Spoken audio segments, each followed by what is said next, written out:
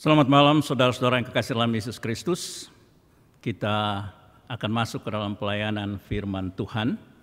Dan pembacaan kita hari ini sesuai dengan jadwal Majelis Sinode dari Hakim-Hakim pasal 7 ayat 15 sampai dengan 25.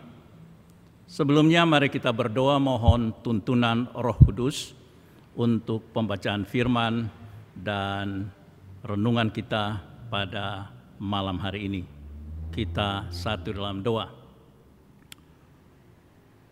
Bapa di surga, inilah kami umat-Mu yang selalu Engkau jaga dan pelihara, walaupun dalam situasi COVID-19 ini, di mana secara persekutuan di dalam gereja kami tidak berhimpun, juga untuk ibadah keluarga, tetapi lewat virtual ini kami boleh bertemu, dan lewat fasilitas ini juga ya Tuhan, firman-Mu akan ditaburkan. Oleh karena itu ya Tuhan, kiranya firman ini selalu menjadi kekuatan dan berkat bagi kami dalam menjalani kehidupan beriman kami. Amin.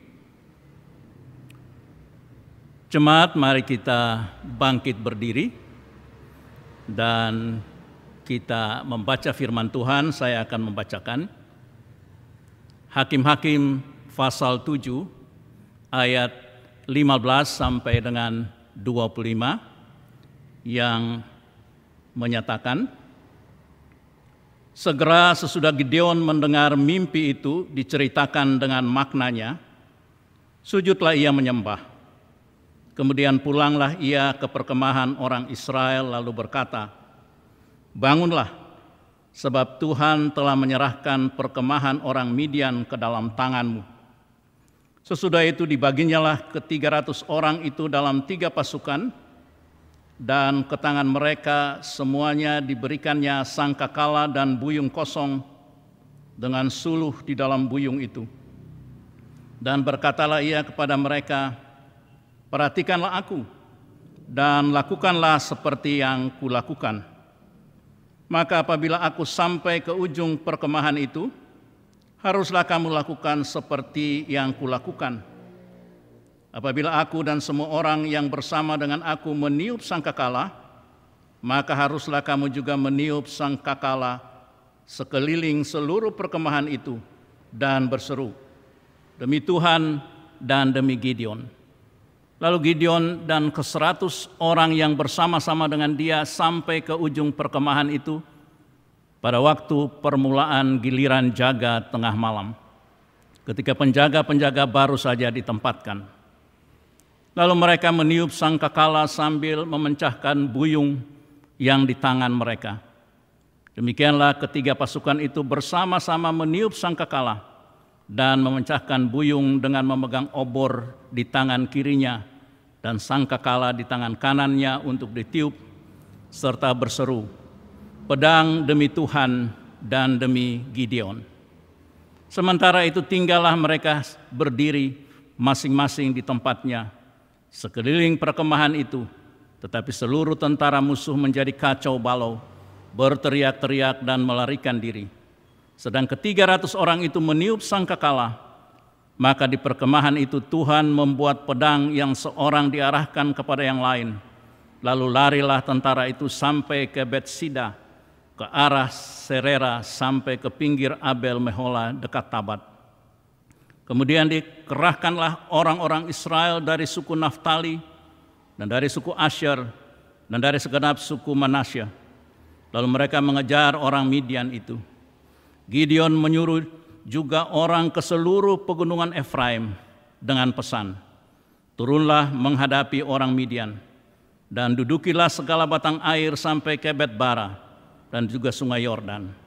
Maka semua orang Efraim dikerahkan, lalu mereka menduduki segala batang air sampai ke Bet-bara, juga sungai Yordan. Mereka berhasil menawan 2 raja Midian, yakni Oreb dan Seeb. Oreb dibunuh di gunung batu Oreb, dan Seeb dibunuh dalam tempat pemerasan anggur Seeb. Mereka mengejar orang Midian itu, lalu mereka membawa kepala Oreb dan kepala Seeb kepada Gideon di seberang sungai Yordan. Demikianlah firman Tuhan, terpujilah Kristus. Haleluya. Haleluya. Haleluya. Haleluya.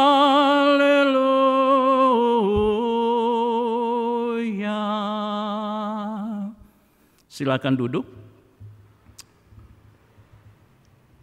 Saudara-saudara kekasih dalam Yesus Kristus, cukup lama kita tidak bertatap muka dalam sebuah persekutuan seperti biasanya. Dan sudah sekitar 4 bulan karena COVID-19. Tetapi lewat alat teknologi ini, kita dapat berjumpa.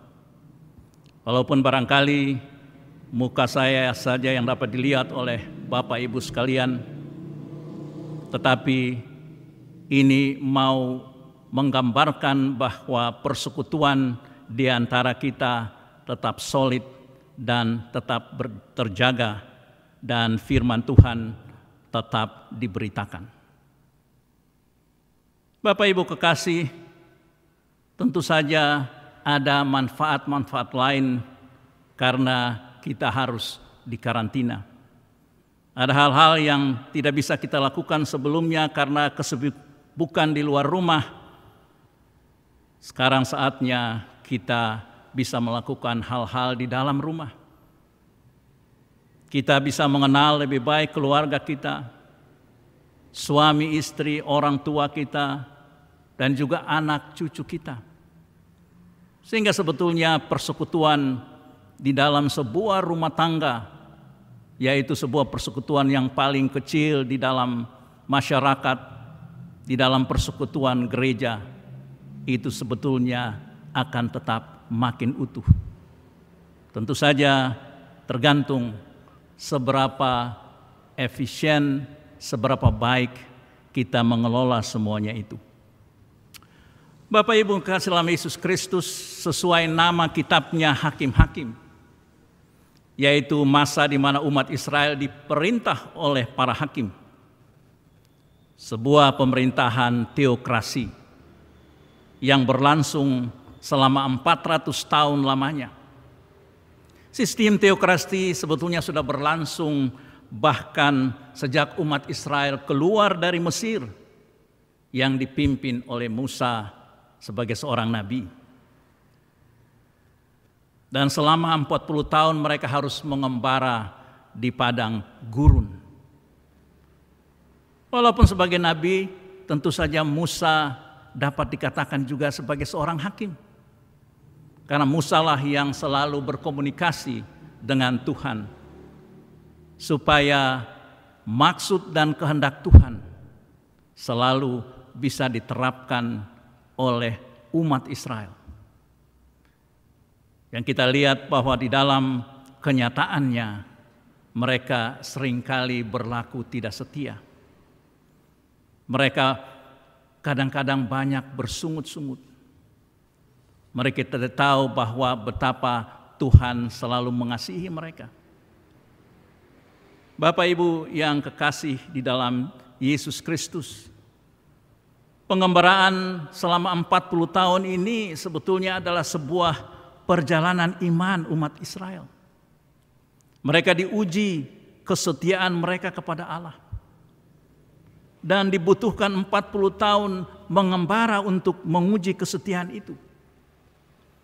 Kita tahu bahwa kesetiaan bagi umat Israel dan tentu juga bagi kita sekalian di saat sekarang ini menjadi sangat sulit dan mahal.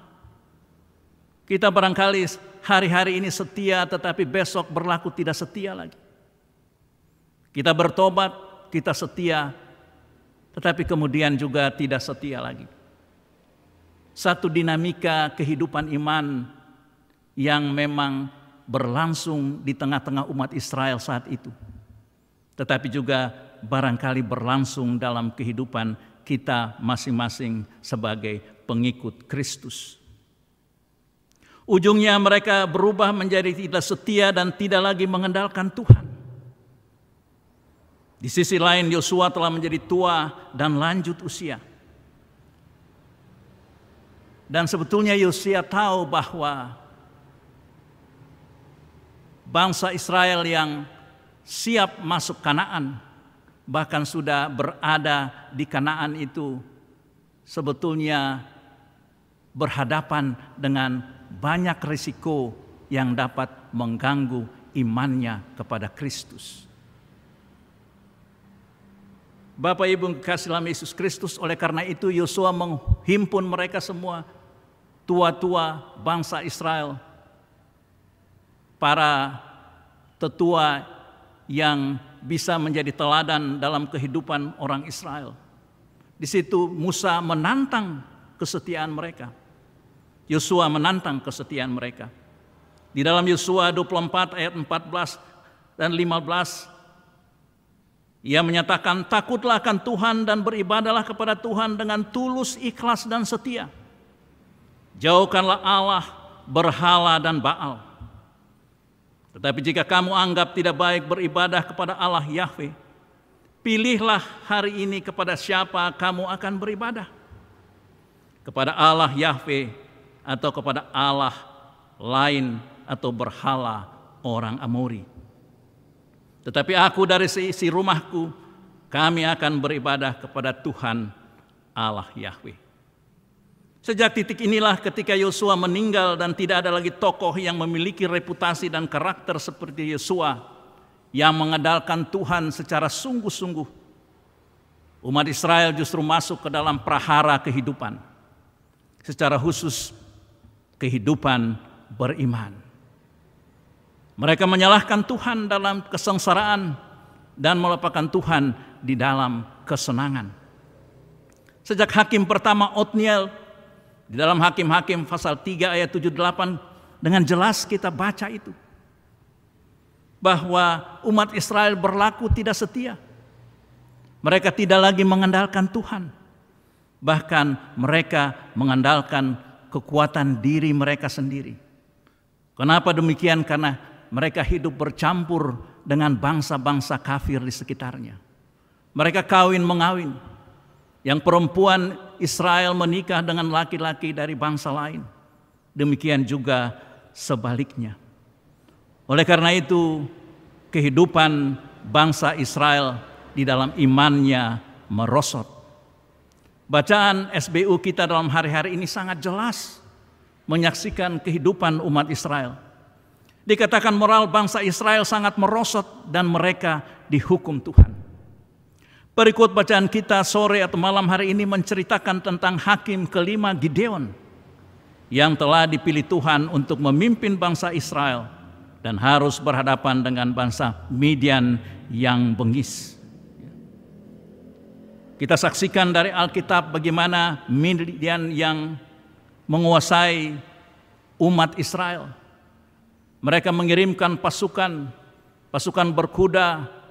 Mereka melahap semua hasil-hasil pertanian bangsa Israel. Binatang-binatang semuanya mereka rampas. Bapak Ibu yang kekasih di dalam Yesus Kristus, semuanya ini memang karena kesalahan umat Israel sendiri. Mereka tidak lagi mengandalkan Tuhan. Oleh karena itu, Gideon yang sejak awal dipilih, yang tadinya tidak percaya diri, diyakinkan oleh malaikat Tuhan dan bahkan Tuhan sendiri untuk bangkit memimpin umat Israel untuk mengalahkan Midian yang selalu membawa malapetaka dan kesengsaraan bagi kehidupan mereka. Cara Tuhan bekerja juga sangat ajaib. Malaikat Tuhan mencari seorang sosok yang pantas untuk menjadi hakim atau pemimpin umat Israel saat itu. Saat itu Gideon masih muda. Orang tuanya bernama Yoas. Tetapi justru orang tuanya itu sudah jatuh ke dalam dosa karena ia beribadah kepada Baal. Oleh karena itu, di dalam pembacaan kita atau pembacaan yang sebelumnya, Gideon justru membongkar mezbah dan tiang-tiang persembahan itu, dan mengajak mereka untuk bertobat dan mengandalkan Tuhan lagi. Di situ juga Gideon sebetulnya merasa sangat lemah dan kecil. Dikatakan Midian banyak sekali orangnya seperti belalang di padang rumput, yang seringkali dengan bengis melahap semua kepunyaan umat Israel saat itu. Jadi seakan-akan mereka tidak mungkin bisa lolos dari cengkraman bangsa Midian. Tetapi di sini dengan perantaraan Gideon, Tuhan Allah Yahweh menunjukkan bahwa Ia lebih besar dan kuat. Persoalannya adalah bangsa Israel tidak lagi mengandalkan Allah Yahweh mereka. Mereka berbalik dan menyembah dewa-dewa Baal bangsa Midian. Tuhan Allah Yahweh secara langsung berkomunikasi dengan Gideon yang juga digelar sebagai Yerubbaal, karena ia yang menghancurkan segala bentuk-bentuk mezbah persembahan atau tiang-tiang persembahan milik atau yang digunakan untuk mempersembahkan korban persembahan bagi Baal. Hakim-Hakim 7 ayat 1. Bapak Ibu yang kekasih dalam Yesus Kristus, ada ungkapan berat sama dipikul dan ringan sama dijinjing. Artinya segala beban berat atau ringan jika dihadapi bersama-sama sebagai manusia akan menjadi ringan dan mudah teratasi. Dalam perikop bacaan kita ungkapan ini tidak berlaku. Sama seperti ketika Yosua mengalahkan Yeriko. Mereka hanya berputar-putar benteng atau tembok Yericho sambil meniup sangkakala. Dan apa yang terjadi? Runtuhlah tembok, serta musuh mereka yang berlindung di balik tembok dikalahkan. Artinya apa yang terjadi? Allah sendiri yang bekerja dan berperang bagi mereka. Ini yang mereka lupakan. Dan ketika hakim Gideon yang memang diandalkan sebagai hakim yang sungguh-sungguh mengandalkan Tuhan, sehingga lewat Gideon bangsa Israel dapat bertobat dan percaya diri, sehingga mereka bangkit untuk melawan bangsa Midian. Bapak Ibu yang kekasih dalam Yesus Kristus, kalau kita perhatikan ya, ketika Gideon pertama kali ia datang dengan membawa 30.000 orang Israel, Allah mengatakan ini terlalu banyak. Akhirnya ada 20.000 yang pulang, sisa 10.000 orang. Allah mengatakan juga terlalu banyak. Di sini sebetulnya Allah mau menunjukkan bahwa Ia sangat berkuasa. Hal-hal yang mustahil di dalam pikiran mereka itu bisa diatasi oleh Allah dengan cara Allah. Sehingga akhirnya lewat sebuah seleksi hanya 300 orang yang dipilih, di mana mereka dibagi dalam 3 kelompok pasukan, dan mereka yang turun untuk menyerbu bangsa Midian yang waktu itu berkemah di suatu lembah di dekat di situ.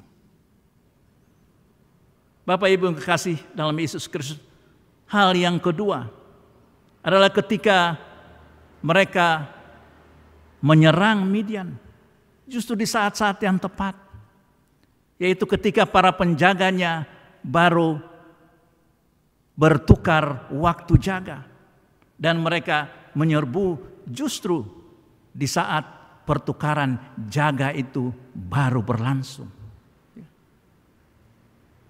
Di ayat-ayat kita juga dijelaskan bahwa ada yang bermimpi. Mimpi itu dijelaskan kepada Gideon. Apa mimpinya itu? Bahwa ia bermimpi bahwa ada barang yang pedang Gideon yang meluncur jatuh dan membumi hanguskan bangsa Midian. Semua ini tanda-tanda dari Tuhan bahwa Ia menyertai umat Israel saat itu yang dipimpin oleh Gideon. Dan mereka tidak perlu membutuhkan ribuan orang untuk menghadapi bangsa Midian yang ribuan juga. Hanya dengan 300 orang mereka menyerbu dan bangsa Midian akhirnya lari kocar-kacir dan mereka dikalahkan. Bahkan kedua rajanya Oreb dan Seeb dibunuh dan mereka membawa buktinya kepada Gideon. Bapak Ibu yang kekasih dalam Yesus Kristus, kita saat ini juga menghadapi situasi yang sulit, yang membuat banyak kita khawatir. Kita tidak bebas untuk keluar ke pasar, ke mal, karena COVID-19. Di sini barangkali juga kita diuji. Memang kita harus tetap waspada dan berjaga-jaga. Tetapi jangan lupa kita mengandalkan Tuhan. Kita tetap berdoa kepadanya. Sampai kapan masa pandemi ini akan berakhir. Supaya segala sesuatu dapat berjalan lagi dengan normal. Supaya tridharma gereja, koinonia, marturia, dan diakonia dapat kita laksanakan dengan normal kembali. Tetapi dengan adanya seperti dikatakan tadi, pertemuan secara online atau secara virtual, kita tetap dikuatkan. Dan apa yang disaksikan oleh pembacaan kita pada sore malam hari ini tentang Gideon, bagaimana Allah menyertainya dan mengalahkan bangsa Midian yang begitu banyak hanya dengan 300 orang. Itu mau menunjukkan bahwa kuasa Allah Yahweh lebih besar daripada kuasa-kuasa yang lain. Persoalannya adalah apakah kita mengandalkan kuasa Allah yang besar itu untuk segala macam tantangan. Tantangan dalam menghadapi pandemi, tantangan dalam menghadapi berbagai kesulitan ekonomi karena PHK dan macam-macam kejadian yang terjadi karena pandemi ini, dan juga pergumulan-pergumulan yang lain. Oleh karena itu, Bapak Ibu kasih dalam Yesus Kristus, kita coba melihat kembali diri kita masing-masing. Bagaimana dengan kita? Apakah kita juga kehidupan beriman kita mirip dengan apa yang dilakukan oleh umat Israel pada saat itu? Oleh karena itu, mari kita tetap mengandalkan Dia. Di dalam pembacaan kita juga ada kebersamaan. Jadi semua suku-suku Israel diajak untuk berjuang dengan jumlah yang 300 itu. Jadi di sini mereka bekerja sama dalam iman dan dalam ketaatan kepada Tuhan. Oleh karena itu, sesuai dengan tema Majelis Sinode bagi perenungan kita pada malam hari ini, kerjasama berbuah manis. Dan bersama Tuhan tentu saja semuanya itu akan menjadi manis. Tuhan beserta kita, andalkan Dia, dan selalu berdoa di dalam permohonan kita kepada Dia. Tuhan memberkati kita semua. Amin.